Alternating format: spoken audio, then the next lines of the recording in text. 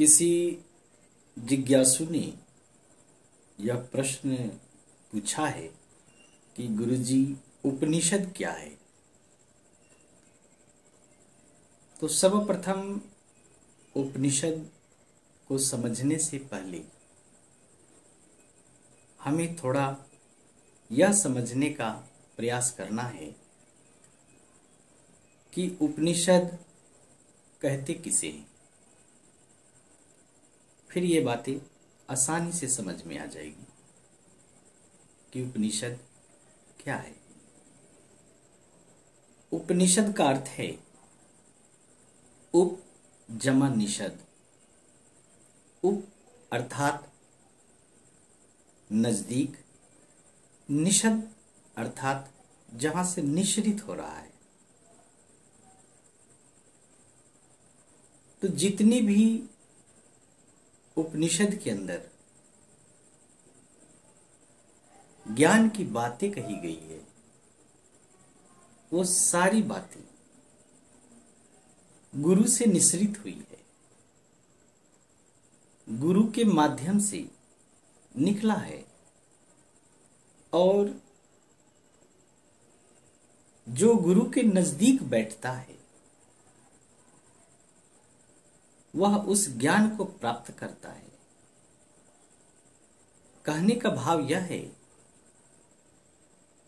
कि गुरु के नजदीक बैठना, गुरु के नजदीक अर्थात पास बैठना ही वास्तविक उपनिषद है,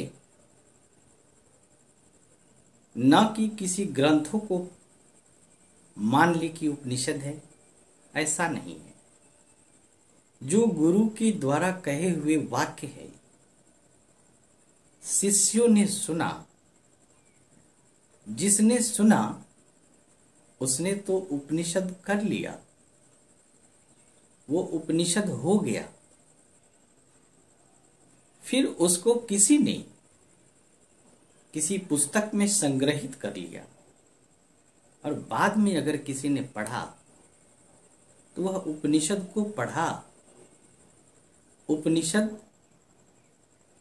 पढ़ लिया, लेकिन उपनिषद हुआ नहीं।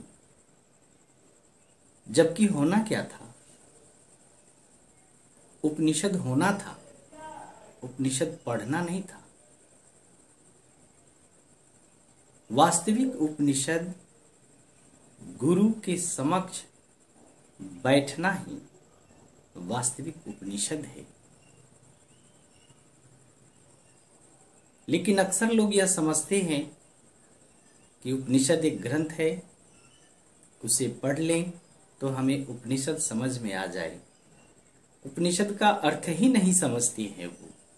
यही कारण है कि उपनिषद पढ़ने के बाद भी उनका मन बेचैन रहता है।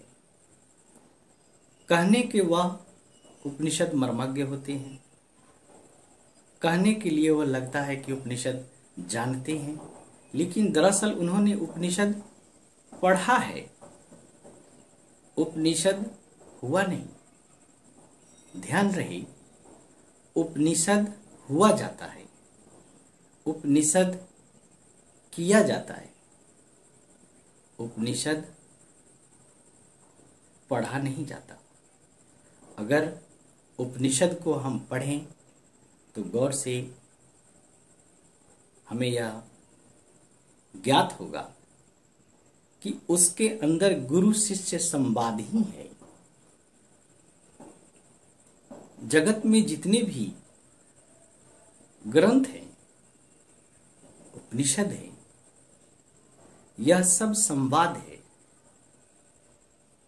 शिष्यों के द्वारा पूछे गए प्रश्न और गुरु के द्वारा दिया गया समाधान।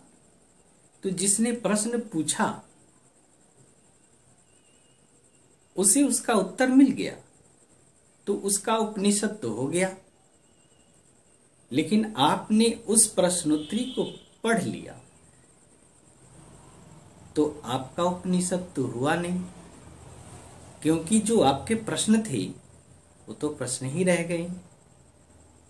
वो तो समाधान को प्राप्त ही नहीं हुआ।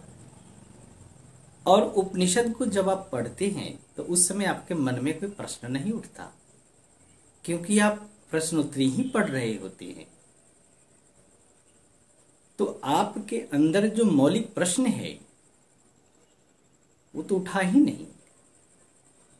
जब प्रश्न ही नहीं हुआ तो फिर समाधान की खोज आप करेंगे ही नहीं। जब खोज नहीं करेंगे तो गुरु तक पहुंचेंगे ही नहीं। इसलिए जो संत सद्गुरुओं ने बताया है कि वास्तविक उपनिषद क्या है, वह है गुरु के समक्ष बैठना ही वास्तविक उपनिषद है। जब गुरु के सानिध्य में, उसके समक्ष, उनके पास बैठते हैं तो उपनिषद हम हो जाते हैं। उपनिषद हुआ जाता है। उपनिषद होने का विषय है, अनुभूति का विषय है, या कोई पढ़ने पढ़ाने का विषय नहीं है। लेकिन आज एक अंधी दौड़ चल पड़ी है, उपनिषद पढ़ो, उपनिषद पढ़ाओ, उपनिषद घर घर पहुंचाओ। इससे क्या होगा? पुस्तकों के घर घर पहुंच जाने से ज्ञान नहीं होता। अगर ऐसा होता तो सबसे अधिक पुस्तक तो पुस्तक बेचने वाले के पास होता है, लेकिन उसे पुस्तक का कोई ज्ञान नहीं होता, क्योंकि उन पुस्तकों में जो लिखी होती है वो सबके सब किसी और ने लिखा होता है, किसी और की अनुभूति होती है। और दूसरों की अनुभूति को पढ़कर आप स्वयं की अनुभूति से वंचित हो सकते हैं, ऐसा हो सकता है। लेकिन दूसरे के अनुभूति से आप ज्ञानी नहीं हो सकते। और उपनिषद का सार है ज्ञान। तो क्या उपनिषद को पढ़कर ज्ञान को प्राप्त हुआ जा सकता है? ऐसा क्या उपनिषदों में भी लिखा है? कहीं नहीं लिखा। ऐसा संभव ही नहीं है। उपनिषद को पढ़कर ज्ञानी नहीं हो सकती। उपनिषद को पढ़ाकर किसी को ज्ञानी नहीं बनाया जा सकता। सत्य यही है। और आज लोग ज्ञान के मार्ग से इसलिए भटक रहे हैं कि वह उपनिषद का वास्तविक अर्थ ही नहीं समझ पाते। इसलिए मैं इस सभा के माध्यम से यह संदेश देना चाहता हूं कि उपनिषद का वास्तविक अर्थ समझें। और उपनिषद आपको पढ़ने की आवश्यकता ही नहीं पड़ेगी। आप उपनिषद हो जाएं, आप उपनिषद होंगे, क्योंकि संत सद्गुरुओं ने यही कहा है। स्वयं उपनिषद ही कहती है कि गुरु के सानिध्य में बैठना ही उपनिषद है। तो हमें उपनिषद का ज्ञान प्राप्त करना चाहिए, और वह ज्ञान गुरु के सानिध्य में बैठकर ही प्राप्त होता है। इसलिए मैं यहां से यह संदेश देना चाहता हूं इस सभा के माध्यम से कि उपनिषद हो, न कि उपनिषद पढ़ें। और उपनिषद का वास्तविक अर्थ है गुरु के सानिध्य में बैठना वास्तविक उपनिषद है। आज इतना ही। बहुत बहुत आनंद।